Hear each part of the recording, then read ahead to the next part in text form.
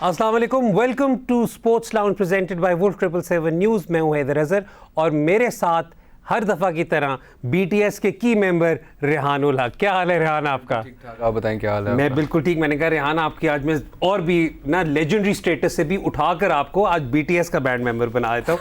लेकिन आज हमारे शो में बहुत कुछ है डिस्कस करने के लिए। पाकिस्तान अपने एशिया कप की कैंपेन का आगाज करेगा और पहला ही match on the 28th of August is Pakistan versus India. मैं बताता चलो ये पाकिस्तान का पहला मैच है, एशिया कप का पहला मैच कल हो जाएगा। हम आज अपने प्रोग्राम में नज़र डालेंगे कि क्या की मैचअप्स हैं इस मैच में जिन पर नज़र रखने की ज़रूरत है।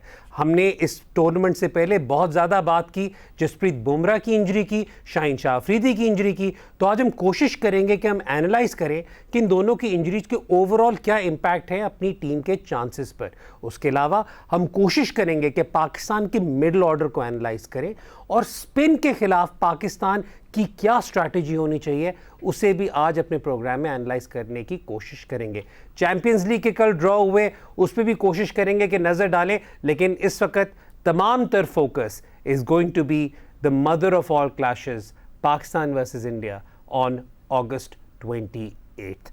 रेहान, बहुत ज़्यादा लुक फॉरवर्ड कर रहा हूँ मैं इस मैच को। आई थिंक थोड़ा सा इस वजह से भी लुक फॉरवर्ड कर रहा हूँ क्योंकि जब लास्ट टाइम खेली थी दोनों टीम्स तो Pakistan raced to a 10 wicket victory, लेकिन बेशक सेम वेन्यू हो, सब कुछ मोर और लेस दिखने में सेम लगे, लेकिन पाकिस्तान इज़ काफ़ी हद तक a new look team, specially the middle order. Yes absolutely. Pakistan के आप अगर मिडल ऑर्डर की बात करें तो there will be a lot of changes in terms of personal as well. Shoaib Malik जो थे वो टीम के अंदर स्पिन हिटर का रोल अदा कर रहे थे, इस टीम के अंदर वो नहीं होंगे। So it will be interesting to see Iftikhar को टीम में लेके आए, उनका स्पिन के अगेंस्ट क्या इंपैक्ट होगा, हम उसको लेटर एनालाइज करेंगे। जो दूसरी बहुत बड़ी चेंज है वो ये है कि this is not the same India team either. India ने ड्रास्टिकली पिछले एक साल में अपनी T20 की जो अप्रोच है उसको चेंज किया है टू द पॉइंट के रोहित शर्मा ने भी लेटली आके कहा है कि हमें फेलियर को चांस देना पड़ेगा। तो they want to play a certain style of cricket, a certain batting style of cricket जिसको वो यूज़ कर रहे हैं। उन्होंने अपनी जो रीसेंट सीरीज़ अभी हुई हैं इवन वेस्ट इंडीज़ के अगेंस्ट उसके अंदर ये यूज़ किया, डिस्पाइट द फैक्ट कि थोड़ी अर्ली विकेट्स उनकी गिरी भी, लेकिन at no point did India slow there scoring rate.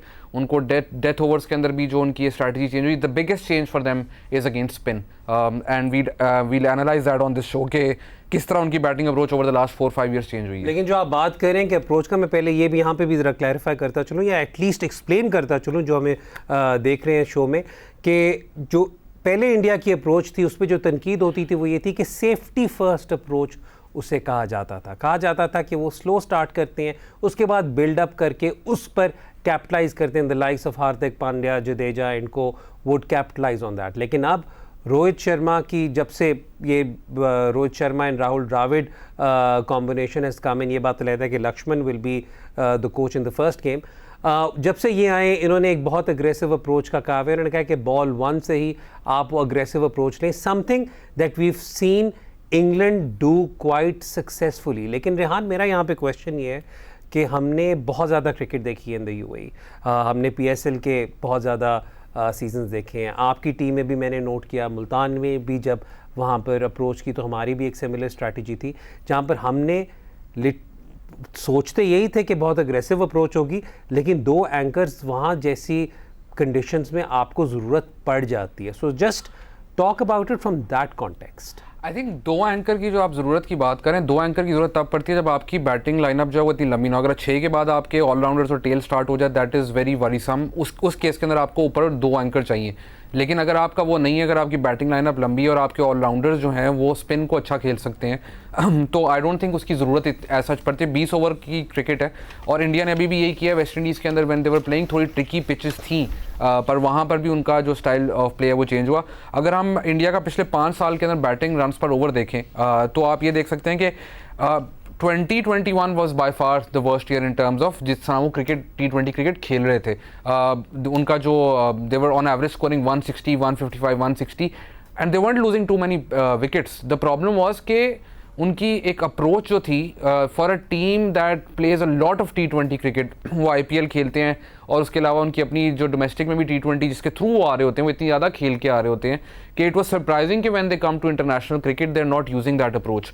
उसके बाद अगर आप इंडिया की बैटिंग वर्सेस स्पिन आ जाएं, I think that is going to be the biggest change. And अगर आपके सामने टेबल हो तो जो इंडिया का batting strike rate versus spin है 130 से ऊपर पिछले 5 साल में नहीं गया। इन द लास्ट 5 ईयर्स सिर्फ एक साल ऐसा है जो कि अभी करंटली ईयर चल रहा है जिसमें 141 142 के करीब है, विच मीन्स कि जब वर्ल्ड कप हुआ था UAE के अंदर तो इंडिया के जो बैटर्स थे they weren't taking the attack to the spinners, और उसमें ये हो रहा था कि आपके जो स्पिनर हैं किसी भी टीम के स्पिनर थे वो they would get away cheap overs और India would try to attack at the end, at the death they would try to attack. अभी मसला ये होगा कि इफ पाकिस्तान नवाज एंड शादाब तो expect India to attack them. और खाली नवाज और शादाब नहीं होंगे पाकिस्तान के पास इस वक्त, क्योंकि जब हम रिसोर्सेज देखते हैं तो राइट आर्म ऑफ स्पिनर के तौर पर you also have the option of Iftikhar bowling इन। ये बात अलग है कि इंडिया के खैर पहले 12 खिलाड़ी राइट हैंडर्स है, लेकिन उसके अलावा they also have the option of Khushdil Shah as a part timer coming in as well, अगर कंडीशंस इतनी कंड्यूसिव हों कि आपको एक और स्पिनर की ज़रूरत पड़े। लेकिन रेहान, ये जो आप इस वक्त उनका स्पिन का कंपैरिजन कर रहे हैं, मैं चाहूँगा कि साथ में ही पाकिस्तान का भी स्पिन का कंपैरिजन इसलिए हो जाए यहाँ पर क्योंकि हम लोगों ने देखा है कि रिसेंटली बहुत ज़्यादा तनकीद का निशाना बनी है पाकिस्तान की टीम की अप्रोच टूवर्ड्स स्पिनर्स, जो पाकिस्तान के आई थिंक टॉप 2 या टॉप 3 मिडल ऑर्डर बैट्समैन है या बैट्समैन जिन्होंने मिडल ओवर्स में स्पिन को खेला और जिनके सबसे अच्छे नंबर्स थे, चाहे आज़म खान हो चाहे शान मसूद हो, वो हमें पता है कि स्क्वाड में नहीं है। इफ्तिखार हैं, इफ्तिखार के नंबर्स, बट स्पिन के खिलाफ well I mean you have to look at it in proper context. तो ज़रा थोड़ा सा अगर आप इन दोनों का कंपैरिजन करें ताकि then I it will lead to my question regarding Pakistan middle order. अगर आप पाकिस्तान की स्ट्राइक रेट्स वर्सेस स्पिन देखें तो दे आर वेरी वरीसम। उसकी वजह यह है स्पेशली जो 2021 के अंदर था उससे पहले जो है पाकिस्तान स्पिन के अगेंस्ट अच्छा खेल रहा था, एंड स्पेशली अगर आप 2020 ले लें तो उसमें ये हो रहा था कि Babar and Rizwan because they were in such great form और पावर प्ले के अंदर इतना तेज़ अगर स्कोर नहीं भी करते थे तो they were set by the time the spinners came to the attack which meant के they took the attack to the spinners. And जब आप ओवरऑल स्ट्राइक रेट्स निकाल कर देखेंगे तो आपको शायद हो कि स्पिनर्स के अगेंस्ट इनका इतना अच्छा स्ट्राइक रेट नहीं है, but in that period they did really well. उसकी एक और वजह है कि वो जो इन्फ्लेटेड स्टैट्स आपको थोड़े नजर आते हैं स्पिन के अगेंस्ट, वो इस वजह से भी है कि लॉर्ड ऑफ क्रिकेट इन 2020 उसमें Pakistan also played in South Africa where Pakistan was playing on pitches जहाँ पे स्पिन के अगेंस्ट वैसे ही नंबर थोड़े ज़्यादा हो गए थे। लेकिन अगर आप पिछले साल देखें, एंड पिछले साल पाकिस्तान 2022 को तो आप काउंट ना करें अभी तक पाकिस्तान एक T20 इंटरनेशनल खेला है, लेकिन 2021 में Pakistan played lot of T20 cricket and the strike rate against spin is very worrisome. अगर आप 114 पे स्ट्राइक कर रहे हैं और 8 ओवर जो हैं वो स्पिन के आपके अगेंस्ट हो रहे हैं, जो कि इधर आपको देखने को मिलेंगे UAE के अंदर के स्पेशली अब इंडिया का अगर आप बॉलिंग अटैक देखें they might go in with 2 even 3 spinners, so you might have to minimum 8 over आपको खेलने पड़ेंगे। If Pakistan doesn't attack those overs of spin then you know Pakistan might be in trouble, and that's a strategical change that Pakistan needs to make। और उसके अंदर obviously थोड़ा सा ये भी देखना होगा कि पाकिस्तान टारगेट सेट कर रहा है या पाकिस्तान चेस कर रहा है। ऑब्वियसली हमने पहले अपने शो में जब वर्ल्ड कप का भी प्रीव्यू किया था तो उसमें भी हमने कहा था कि दुबई जैसी जगह में पाकिस्तान वुड फील, या ये जनरेशन जो वहाँ पे बहुत ज़्यादा खेल चुकी हुई है वो दुबई में प्रेफर करेंगे of chasing. That's something that weave discussed. अच्छा, ज़रा थोड़ा सा यहाँ पर पाकिस्तान के मिडल ऑर्डर की तरफ आ जाए। पाकिस्तान की टीम जो 2021 की T20 वर्ल्ड कप में जिसने इंडिया को शिकस्त दी थी उसमें और इस टीम में बहुत चेंजेस हैं। ऑब्वियसली एक तो फोर्स चेंज है, that is of Shaheen Shah Afridi जो उनकी इंजरी है, लेकिन अगर हम उसे साइड पर रखें तो कुछ काफ़ी की मेंबर्स उस कैंपेन के अब पाकिस्तान टीम के साथ नहीं है। शोएब मलिक ने 2 मैचेस में अच्छा परफॉर्म किया था। हफीज़ की performance well at least he gave impetus in some of the innings that was there. उसके अलावा Imad Wasim was also there। Imad का record in that T20 world cup was actually very very good। yes you have Nawaz, लेकिन मैं हमेशा कहता हूँ कि नवाज़ और इमाद 2 बिल्कुल डिफरेंट तर्ज के लेफ्ट आर्म स्पिनर्स हैं। तो ज़रा थोड़ा सा let's talk about the changes and then let's talk about the middle order that Pakistan has, क्योंकि पाकिस्तान ने पिछली दफ़ा जब शोएब मलिक को कॉल बैक किया था तो एक वजह ये थी कि they wanted a stabiliser middle order में? आई थिंक स्टेबलाइजर से ज़्यादा शोएब मलिक का जो रोल था टीम में वो अगेंस्ट स्पिन था। अगर आपको पाकिस्तान का मैच याद हो अगेंस्ट न्यूजीलैंड वर्ल्ड T20 के अंदर, तो उसमें एक साइड से शोएब मलिक और एक साइड से आसिफ अली बैटिंग कर रहे थे और उसमें मैचअप्स परफेक्टली दोनों ने खेले थे। Shoaib Malik attacked spin, Asif attacked the pace bowlers. Similarly अगर आप किसी ऐसी टीम के अगेंस्ट आ रहे हैं जो कि अच्छी स्पिन कर रही हो, लेग स्पिन जिनके पास अच्छी हो, तो Shoaib Malik provided you that option. Now with Shoaib Malik out of the team you have to look के किसका कौन स्पिनर्स को अटैक कर सकता है। इनमें काफ़ी प्लेयर्स हैं, अगर हम लिस्ट देखें, जो कि स्पिनर्स को can see the spinners of, but how many of them can actually attack spin. तो अगर हम 2021 के जो डेटा निकालें, and this is all T20s including domestic T20s, one of the biggest misconceptions right now is के पाकिस्तान और Asian players जो हैं वो स्पिन बहुत अच्छी खेलते हैं, but contrary to popular belief Pakistan के स्पिन नंबर्स, पाकिस्तान के बैटर्स जो स्क्वाड में है, इवन इंडिया के अभी चेंज हुआ है, इससे पहले India was also very very they weren't taking the attack to the spinners as much. अभी पाकिस्तान की अगर आप टीम देखें तो there is only one guy जिसने 2021 में 130 से ऊपर का स्ट्राइक रेट था अगेंस्ट स्पिन, और पाकिस्तान को ज़रूरत है कि उसको ऐसी जगह पे भेजें अगर आपको लग रहा है कि दोनों एंड से स्पिनर लगे हैं, तो you need to send a guy जो कि स्पिन को अटैक कर सके। अगर वो 8 ओवर आप अलाउ करेंगे होने को मिडिल फेज में, फ्रॉम ओवर पावर प्ले के बाद 14वें ओवर तक अगर वो 8 ओवर निकल रहे हैं, तो then Pakistan will be in trouble. So अगर आप देखें तो Iftikhar he doesn't get out to spin as often, but his strike rate isn't great. जो मेरे लिए की चीज़ यहाँ पे है वो हैदर है। हैदर का पिछले साल against spin his numbers were terrible to be honest, लेकिन one of the reasons for that is के Haider was essentially Pakistan's best player of spin along with Azam Khan in 2020, and this includes domestic cricket. इतना हैदर को कहा गया कि अपना role change करो, आपको थोड़ा स्लो खेलना पड़ेगा, थोड़ा ये करना पड़ेगा, तो आपने उस प्रोसेस के अंदर हैदर की जो नेचुरल गेम है जिस टू अटैक स्पिन, वो आपने कर्व कर दी। Now the problem with that is कि अब हैदर का आपको ऑन पेपर तो लगेगा कि पिछले साल इसकी बिल्कुल स्पिन के अगेंस्ट अच्छी परफॉर्मेंस नहीं, but if you give him a clear role to attack spinners he can do that job. और ये प्रॉब्ली हैदर वो एक एग्जांपल होगा जिससे आपको बियॉन्ड स्टैट्स आपको नॉट बियॉन्ड स्टडी करना पड़ेगा। वक्त हो रहा है ब्रेक का, लेकिन मैं ब्रेक पे जाने से पहले सिर्फ एक बात ये कहूँगा कि रेहान ने कहा कि एक मिसकंसेप्शन है कि पाकिस्तानी खिलाड़ी बहुत अच्छा खेलते हैं स्पिनर्स को। एक 90s के लेजेंड हैं, वो हमेशा यही वाली बात कहते हैं, यार हर दफ़ा कहते हैं हम स्पिनर्स को अच्छा खेलते हैं, स्पिनर्स को अच्छा खेलते हैं। मैं तो 90 से देख रहा हूँ कि जब स्पिनर आते थे हमारी टीम सवाए एनजी के सारे कोलैप्स कर जाती थी। तो आई थिंक ये अंदर से एक फेयर हमारे जो लेजेंड्स हैं उनके दिमाग में भी वो है। वक्त हो रहा है ब्रेक का। ब्रेक के बाद जब वापस आएंगे तो की मैचअप्स पे बात करेंगे कि शाहीन शाह अफरीदी और जसप्रीत बुमराह की जो इंजरी है उसका क्या ओवरऑल इम्पैक्ट होगा। देखते रहें sports lounge, will be right back.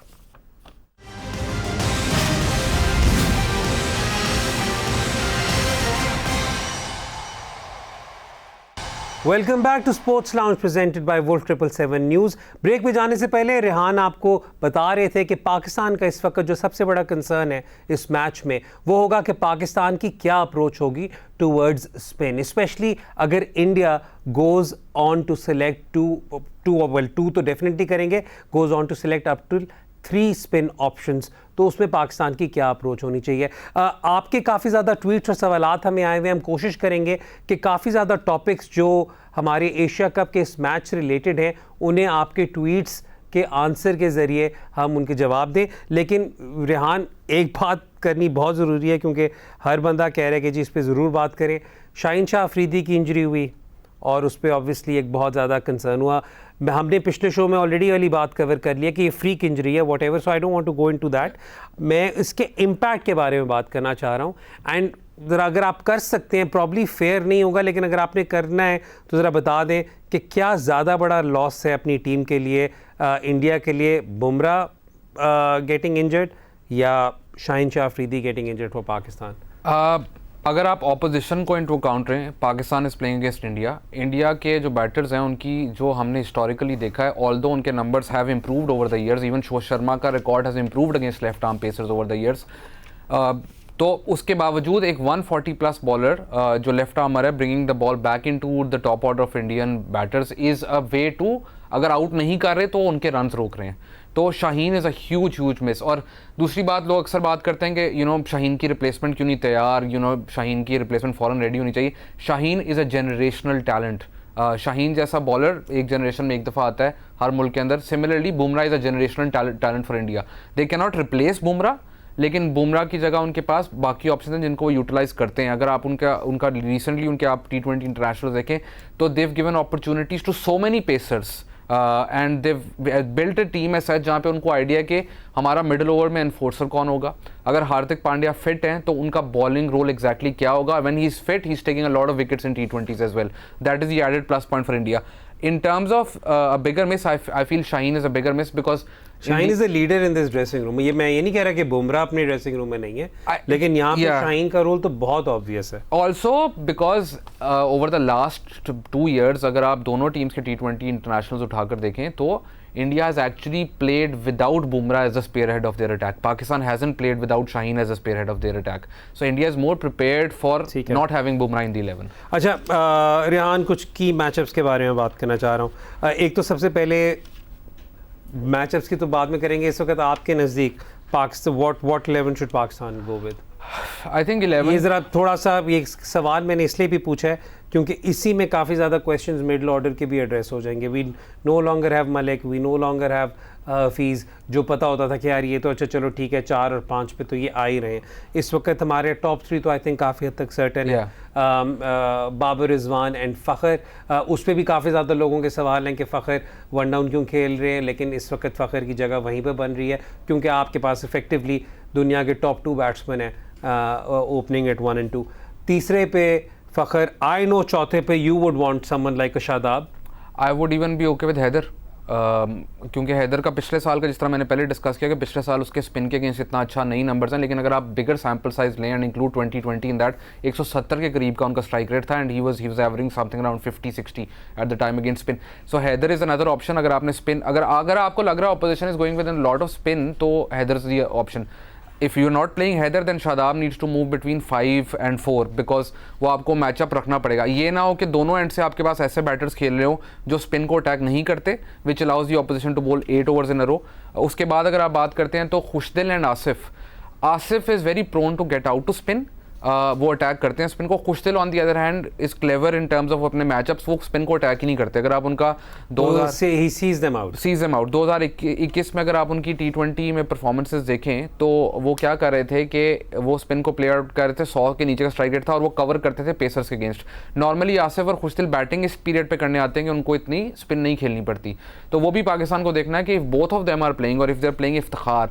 In terms of the way they deal with spin, all 3 of them are similar. Asif may take the attack to spinners, but he high risk of getting out.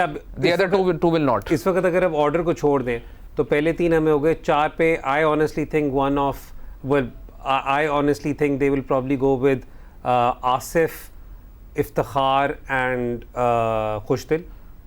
I think मतलब मुझे तो यही नज़र आ रहा है कि आपके 6 ये हो जाएंगे. Shadab 7, Nawaz 8.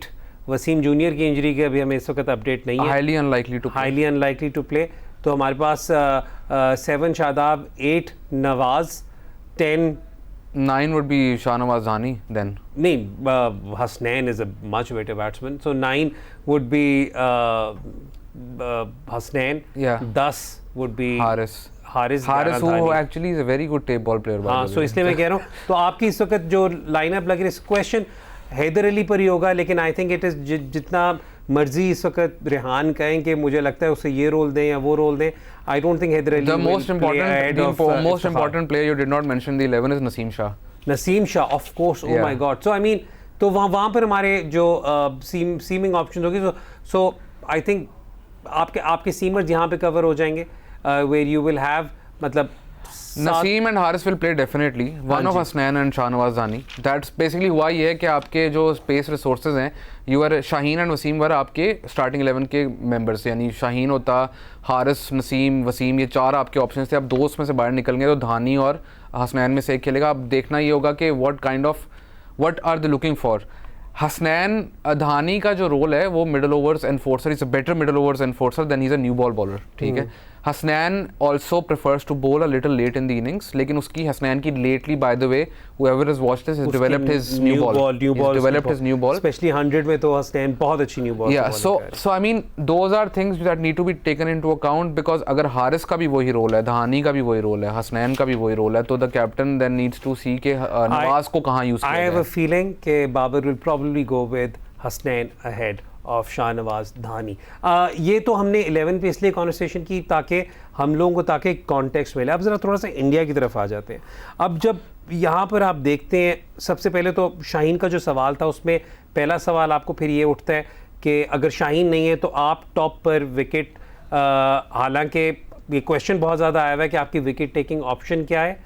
I think concern ज़्यादा सबका यही है कि वहाँ पर इंडिया की बैटिंग लाइनअप में टॉप 4 जो है उनके राइट हैंडर्स हैं।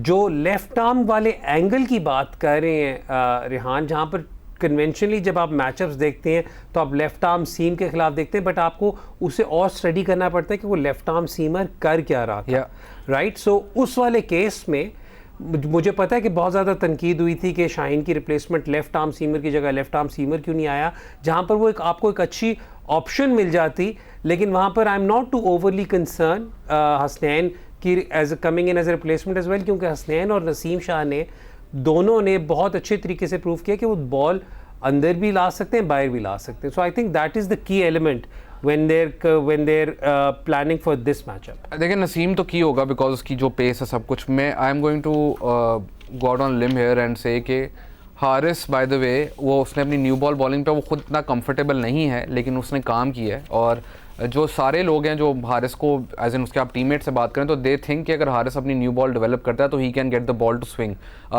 हारिस की इंटरेस्टिंग फैक्ट ये है कि वो पुरानी बॉल अंदर लेके आता है, नई बॉल उसकी naturally even if he doesn't try तो वो थोड़ी बाहर स्विंग करती है। तो Haris might be the wild card here in terms of Pakistan. अगर पहले 6 ओवरों में विकेट लेने की कोशिश कर रहा है तो वो ऑप्शन हो सकता है। नवाज़, हम इंडिया की बात की कि इंडिया स्पिन के अगेंस्ट काफ़ी इंप्रूव किया and they will take the attack to the spinners, but Nawaz का यूएई के अंदर रिकॉर्ड, स्पेशली जितनी वो पीएसएल खेला है against all top quality players, उसको आइडिया है कि यूएई की कंडीशंस को कैसे एक्सप्लॉइट करना है।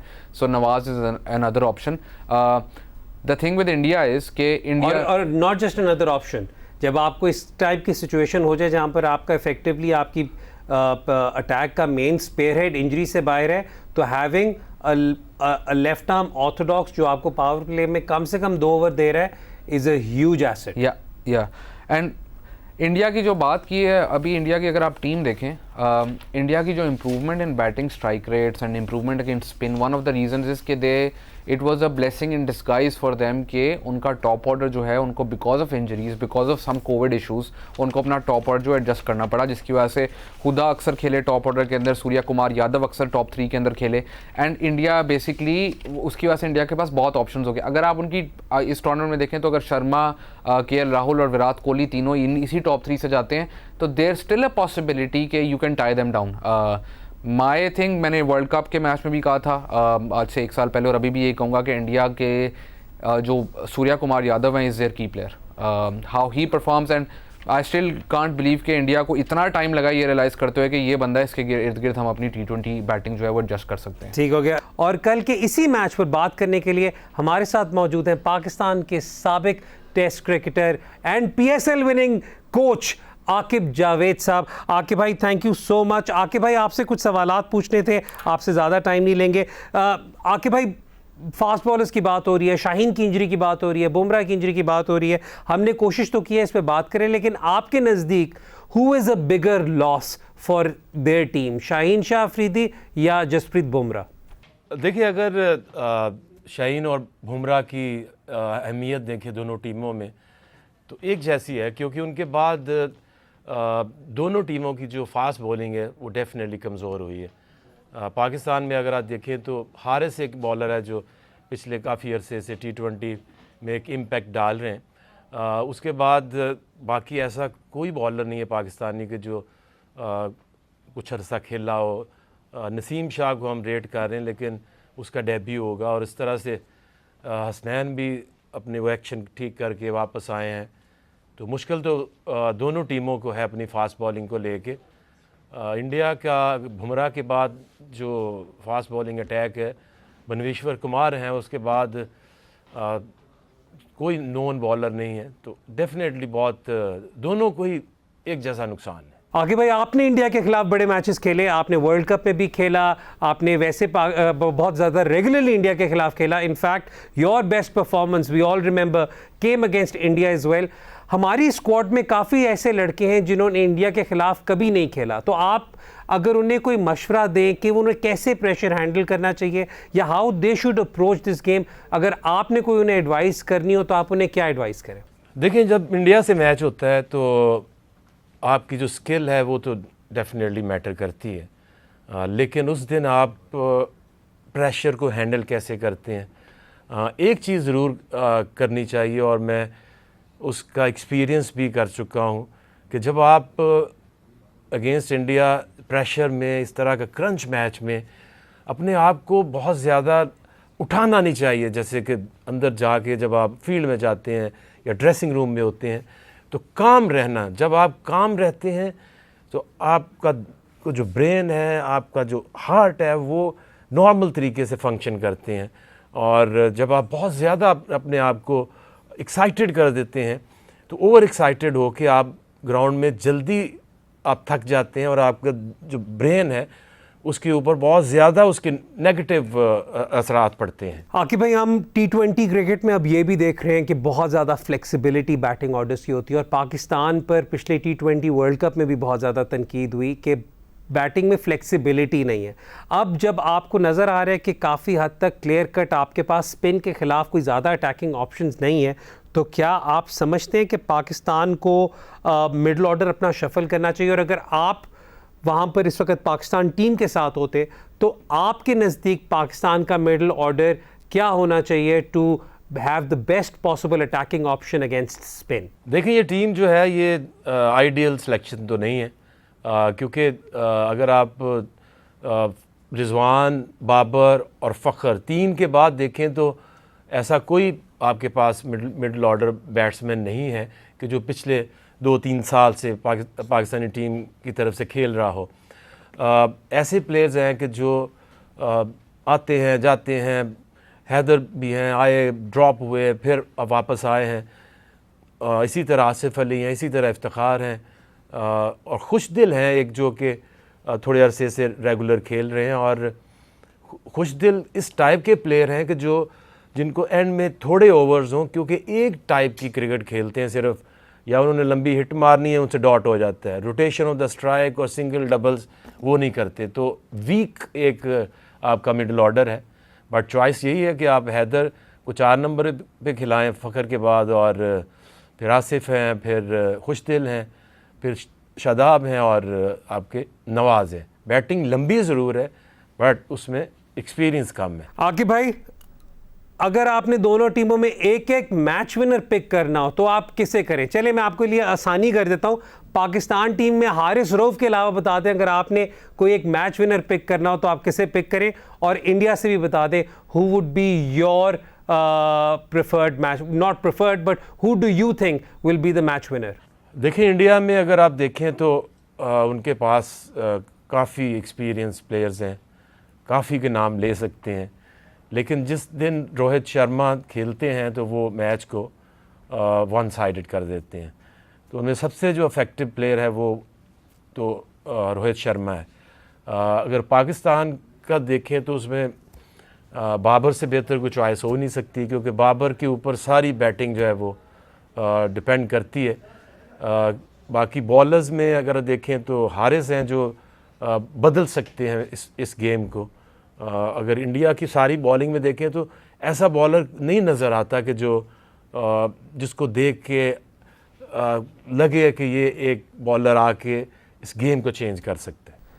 आकिब भाई, बहुत शुक्रिया में ज्वाइन करने का, and thank you for sharing your thoughts. ख़वातीन हज़रात, ये थे आकिब जावेद, पाकिस्तान के साबिक test cricketer and director cricket operations and head coach of Lahore Qalandar. Rehan, वक्त हो रहा है ब्रेक का, लेकिन ब्रेक पे जाने से पहले ये एशिया कप एक यूनिक अपॉर्चुनिटी है। पाकिस्तान इंडिया के बायलैटरल मैचेस तो होते नहीं, लेकिन this could effectively possibly turn into a best of 3 later on, क्योंकि पाकिस्तान और इंडिया का इस वक्त if things go according to plan तो कम से कम 2 मैचेस तो इस टूर्नामेंट में ज़रूर होंगे। तो हमें मौका मिलेगा कि इस मैच का डिटेल पोस्टमार्टम भी करें और उसके बाद अगले का प्रीव्यू भी करें। Quickly Rehan, prediction. रेहान भी पाकिस्तान के साथ, मैं भी पाकिस्तान के साथ। Let's hope for the best. Best. वक्त हो रहा है ब्रेक का। ब्रेक के बाद जब वापस आएंगे तो फुटबॉल पर बात करेंगे। देखते रहे sports lounge. Will be right back.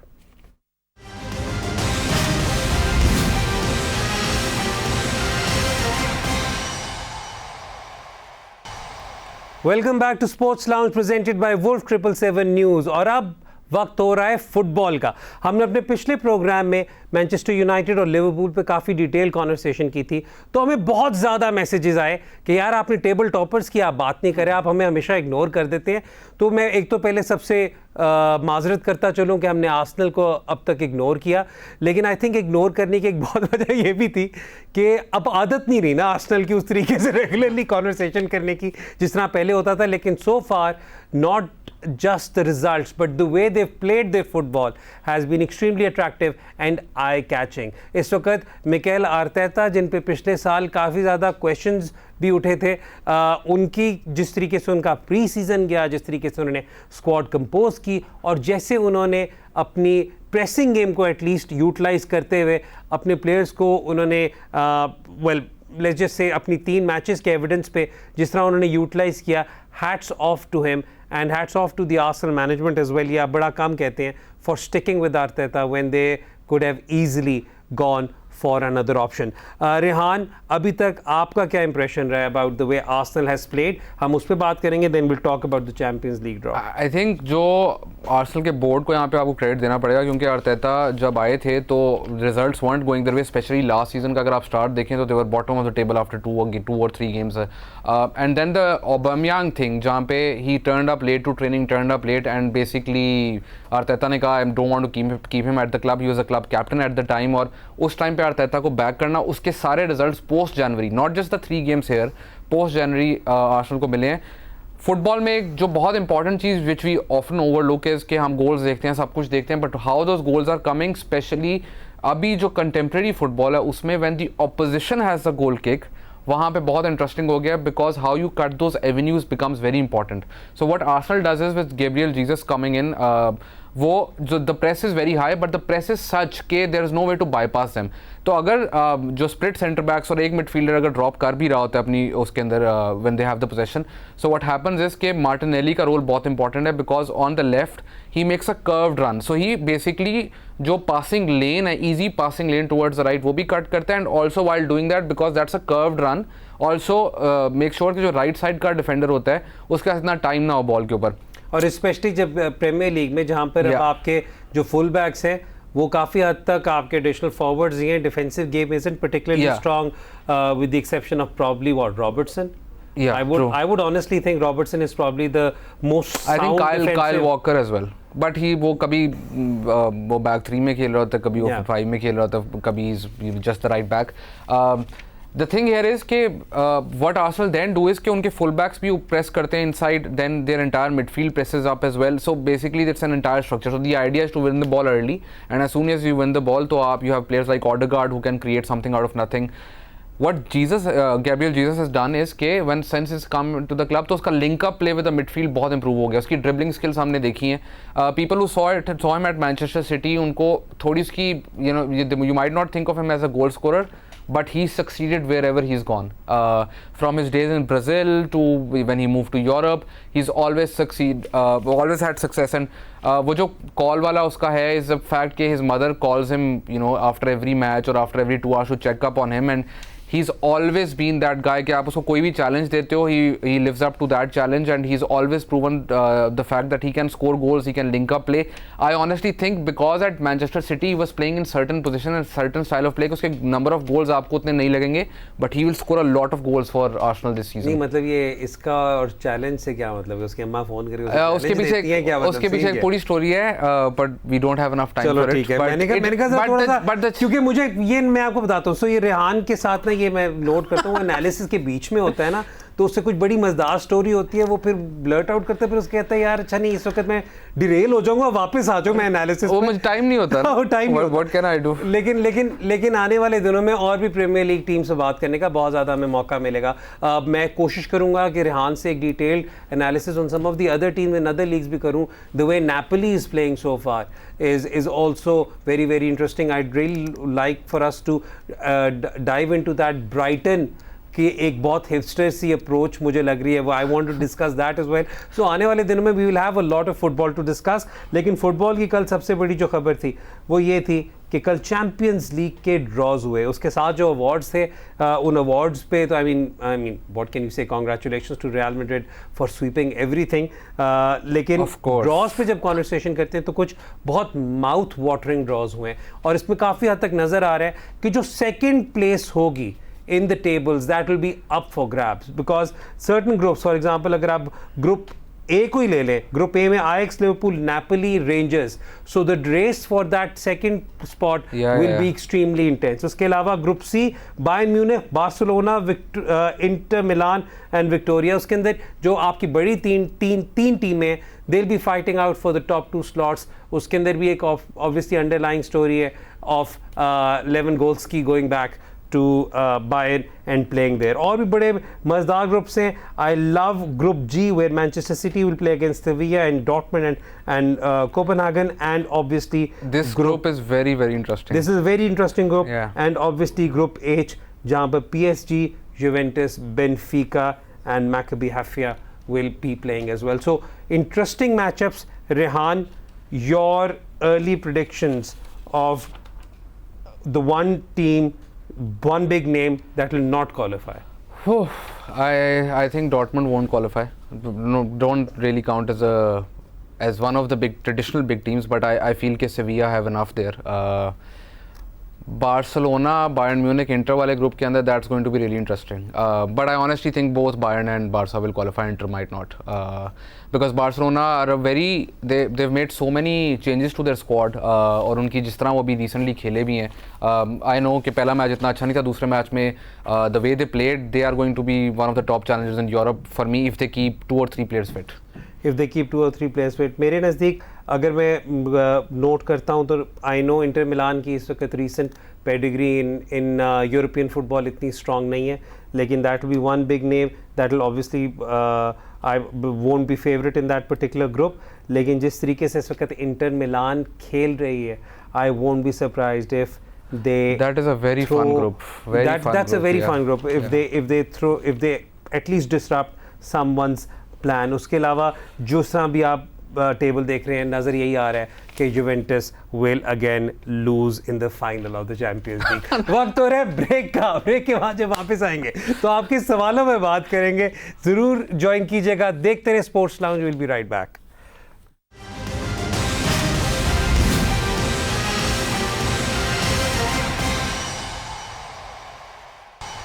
Welcome back to sports lounge presented by wolf 777 news. आपके ट्वीट्स और सवालों पे जाने से पहले ये भी बताते चलें कि इंग्लैंड वर्सेस साउथ अफ्रीका की टेस्ट मैच भी स्टार्ट हो चुका है, जिसके अंदर पहली इनिंग्स में तो साउथ अफ्रीका को बहुत जल्द आउट कर दिया इंग्लैंड ने. लेकिन आने वाले दिनों में पता चलेगा कि क्या सूरत हाल होगी. मुझे पता है कि हमारा ज़्यादा फोकस एशिया कप पर होगा, लेकिन मैं चाहूँगा कि रेहान बैस बॉल पर एक डिटेल्ड एनालिसिस आपके सामने ज़रूर रखें. एक F1 की अपडेटेड न्यूज़ ये है, और वो ये है कि 2026 से Audi will also be taking part in F1, whether they are there as engine partners या वो अपनी टीम फील्ड में उतारेंगे, ये देखना होगा. बट दैट ऑल्सो मीन्स कि 2026 में F1 में भी काफ़ी ज़्यादा चेंजेस होंगे. चलते हैं जी आपके सवालों की तरफ. Wolf 777 news tweets of the day. पहले आप सबका शुक्रिया कि आपने हमें अपने सवालात भेजे. इसी तरह हमारी हौसला अफजाई किया करें. इसी तरह हमारे अगर कोई तनकीद है तो वो भी हमारे साथ शेयर किया करेंगे.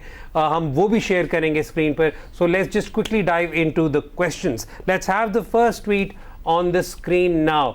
अदनान शाहिद का सवाल है, इंडिया ने 3 स्पिनर खिलाने. Do you think we have the batsman to counter attack spin?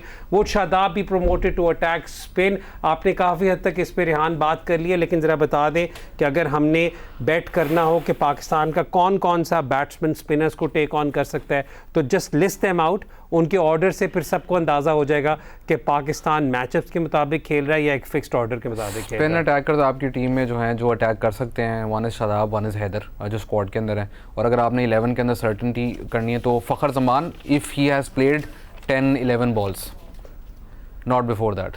और अगर मैं यहाँ पे मोहम्मद रिजवान की भी बात करूँ तो मोहम्मद रिजवान के पावर प्ले में स्पिन के खिलाफ तभी नंबर्स ठीक है. Rizwan doesn't get out to spin but he sees it out. that is a template that you will see quite often.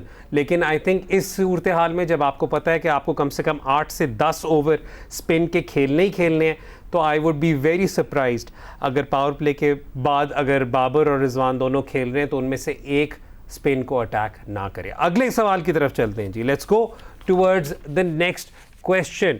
Ali पूछ रहे हैं पाकिस्तान का बॉलिंग अटैक क्या होना चाहिए. एक तो नए बॉल से एक तो नसीम शाह और दूसरे हारिस रऊफ, लेकिन मुझे लगता है कि हारिस पुराने बॉल से बेहतर हैं. वसीम जूनियर को चांस देना चाहिए. Nawaz can also be a good option if the pitch is supportive for spinners. What do you think? इस पर भी हम बात कर चुके हैं कि जब आपके पास लेफ्ट आर्म ऑर्थोडॉक्स नवाज जैसा हो पावर प्ले के अंदर जो आपको इतनी अच्छी सपोर्ट दे सके, तो Nawaz is a very very good option. Wasim junior की इंजरी का अनफॉर्चुनेटली हमें पता चल चुका है, लेकिन उसके अलावा Rehan, who do you think should be the power play? I think Ali की ट्वीट थी, अली ने ऑलमोस्ट सब खुद ही एक्सप्लेन कर दिया.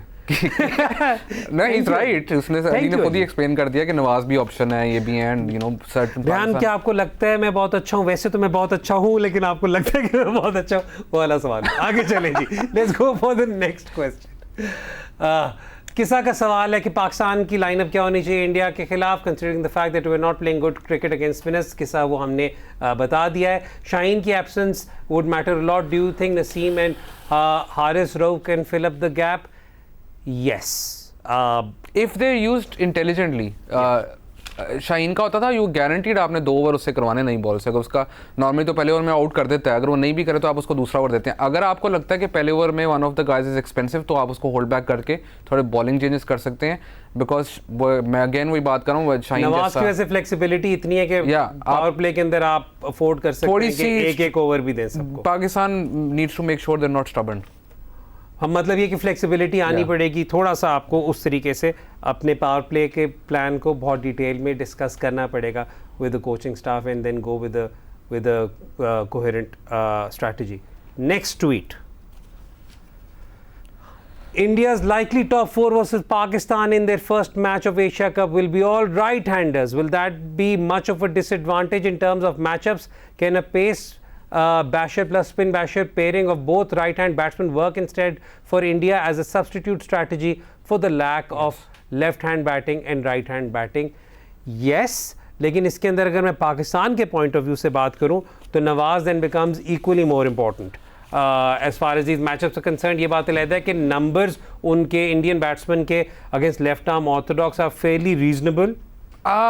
Fairlie reasonable. मैं वही बात कर रहा हूँ, अगर आप पिछले 2020 में देखेंगे दे आर वेरी गुड. अगर 2020 से पहले देखेंगे तो आउट नहीं होते, लेकिन वो इतना तेज स्कोर भी नहीं करते. लेकिन अभी उनकी अप्रोच जिस तरह हम पहले डिस्कस कर रहे थे चेंज हुई है. They can go with that pairing के अगर दोनों राइट हैंडर्स हैं तो they go with a spin basher and a pace बैशर.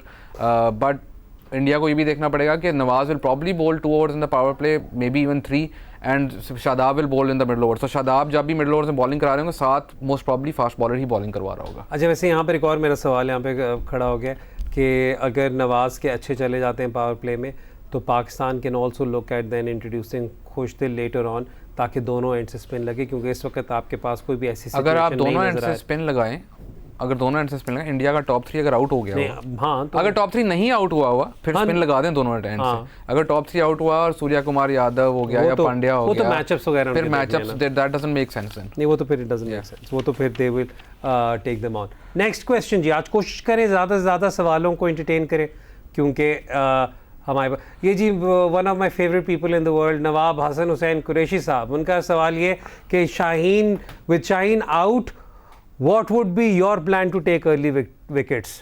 Duaएं, which was so integral to our win the last time these sides played. How do you see, would you like to see our batting order set up? मैंने मजाक किया, I have full confidence in the bowlers that we have. लेकिन वही पिछले scenario से और इस scenario में क्या डिफरेंस है आपको उस मैच में? एक तो मैं वैसे एक और बात कहूँगा कि पाकिस्तान, I love नवाज, लेकिन पाकिस्तान विल मिस इमाद वसीम, जिसके गारंटीड आपको पता था पावर प्ले के 3 ओवर है. एंड पर आपको ये नहीं पता था कि पावर प्ले के बाद आपने जो चौथा ओवर करवाना है अगर पावर में गोस तो आप कहाँ एडजस्ट करेंगे. द थिंग हियर इज कि कुरैशी साहब की आपने बात की, मुझे भी बहुत पसंद है क्योंकि वो मेरी हर टाइम तारीफ करते हैं, आपकी भी करते हैं. That is why we like him. The other thing here is कि आपने कहा कि पाकिस्तान के लिए इंटेग्रल था कि वो नई बॉल से विकेट्स लेते थे. This is the template since Shaheen Shah Afridi. इससे पहले Pakistan was an extremely successful T20 team in UAE under Sarfaraz by not taking too many wickets in the power play but by controlling teams. So when you don't have that option, then that is how you change your strategy. You go back to Sarfaraz की T20 team इन UAE rather than Babar की T20 team इन UAE जो कि शाहीन पे rely करती थी. उससे पहले Pakistan relied on bowling a lot of dot balls in the power play. Thank you Rehan, thank you so much. ये था जी हमारा आज का शो. आपको कैसा लगा? अपना फीडबैक हमें ज़रूर दीजिएगा. आने वाले दिनों में एशिया कप पे भी और बात करेंगे, फुटबॉल पे भी और बात करेंगे. और कल जो एक और पाकिस्तान में एक बड़ी खबर चली है कि डिपार्टमेंटल क्रिकेट की बहाली होगी, उस पर भी एक डिटेल एनालिसिस देंगे. अगली दफ़ा तक के लिए हैदर अज़हर और रेहान उल हक को इजाज़त दें. एक बार फिर मैं आप सबसे गुजारिश करूंगा कि अगर आप कर सकते हैं तो प्लीज़ जो फ्लड अफेक्टेड एरियाज़ हैं वहाँ पर ज़रूर सपोर्ट प्रोवाइड करें, वहाँ पर ज़रूर वॉलंटियर करें. इस नोट के साथ हैदर अज़हर को इजाज़त दें. खुदा हाफ़िज़.